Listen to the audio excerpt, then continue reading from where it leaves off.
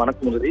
ராமநாதபுரம் மாவட்டத்தின் பல்வேறு பகுதிகளில் நேற்றும் இன்றும் மழையானது பெய்து வருகின்றது. ஒரு சில இடங்களில் மேகமூட்டத்துடன் சாரல் மழை பெய்து வரும் சூழ்நிலையில் இன்று இரண்டாவது நாளாக பரமக்குடி, பாத்தனூர், சத்திரக்குடி உள்ளிட்ட புறநகர் பகுதிகளிலும் ராமநாதபுரத்தின் புறநகர் பகுதிகளிலும் இடி மின்னலுடன் மழையானது பெய்து வருகின்றது.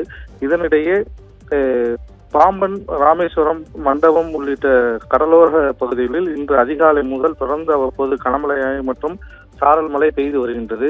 மேலும் வானம் மேகமூட்டங்களுடன் இருள் சூழ்ந்து இருப்பதால் காலை முதல் தற்போது வரை வெயிலின் தாக்கமின்றி குளிர்ந்த சீதோஷண நிலை நிலவி வருகின்றது. இதனால் பாம்பன் வந்துள்ள சுற்றுலா பயணிகள் மிகுந்த மகிழ்ச்சி அடைந்துள்ளனர். மேலும் பாம்பன் சாலை பாலத்தின் மேலே கருமேகங்கள் சூழ்ந்து சுற்றுலா பயணிகள் பார்ப்பதற்கு ரம்மியமாக காட்சியளித்து வருகின்றது. பாம்பன் கடல் கருமேகங்கள் சூழ்ந்து இருண்டு உள்ள அந்த ரம்மியமான காட்சிகளை சுற்றுலா பயணிகள் கண்டு ரசித்து வருகின்றார்கள். இதனால் காலை முதல் தற்போது வரை வானம் மேகமூட்டத்துடன் குளிர்காற்று வீசி வருவதால் மலை பிரதேசங்களில் இருப்பதை போல் உணர்வதாகவும் சுற்றுலா பயணிகள் தெரிவித்துள்ளார்கள். தற்போது இந்த பாம்பன் பாலத்தில் ஏற்கனவே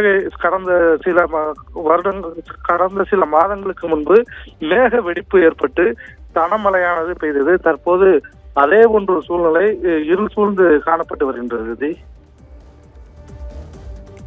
பாம்பன் பாலத்தில் திடீரென வானிலையானது மாறி கருமேகம் சூழ்ந்து காணப்படக்கூடிய காட்சிகள் வெளியாக இருக்கிறது. அண்மை செய்தியாக பார்த்தும் விவரங்களை செய்தியாளர் மகேஸ்வரன் வழங்கியதை கேட்டோம்.